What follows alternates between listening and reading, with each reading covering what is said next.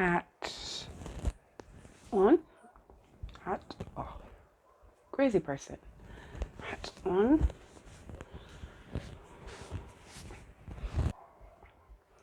Well, let's go with that, shall we?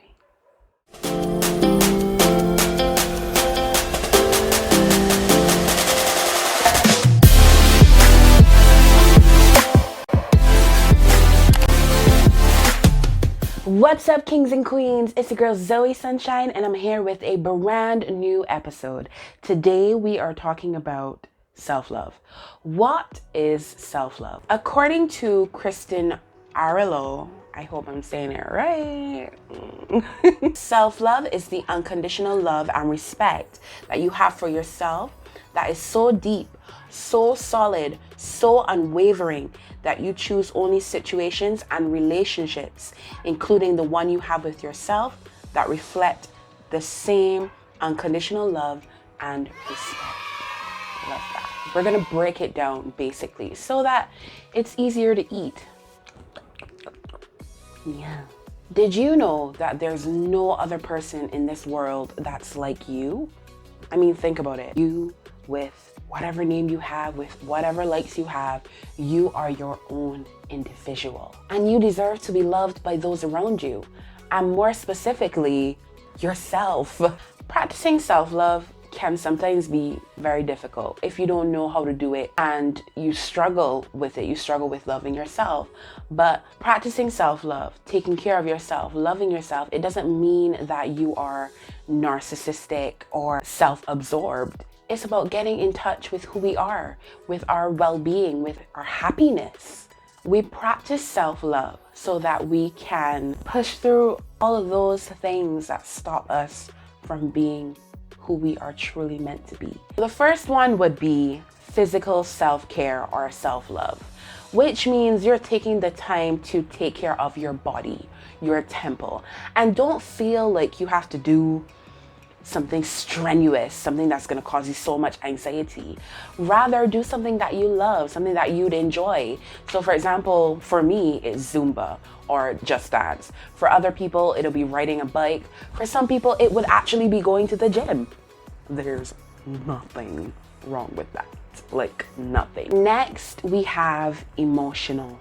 It's about being more mindful, knowing the things that trigger you, and most importantly, about checking in with yourself. Because some things get to us and we have to not encourage those bad habits. We have to try to find a way not to bottle those things up inside and to find a way to overcome them or to improve on those things. So, doing meditation, like I always say, and journaling, like I always say, and being creative is also a way to find that balance with your emotions. Some people find it in music, some people find it in dance, some people find it in creative writing. Like, it is up to you.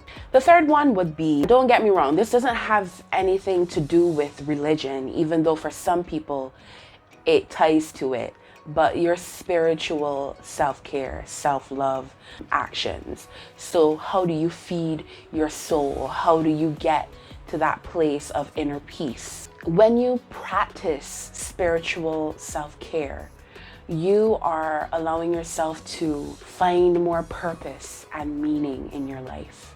So this all goes back to meditation, spending time in nature, or donating your time to causes that you believe in. This next one can sometimes be scary, especially for introverted people. I'm more introverted than extroverted, which a lot of people might not believe, but I am.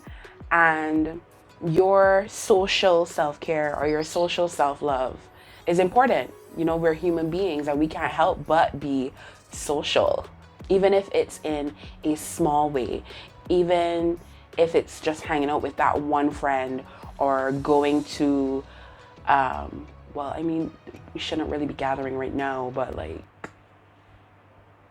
going to like a cute little, but small house gathering type of thing. But yeah, connection is important to all of us, whether you're introverted or extroverted. Spending time with loved ones, spending time with an old friend, striking a conversation with somebody that you connect with. These are things that we can do to take care of our social selves. Finally, we have our sensory self-care.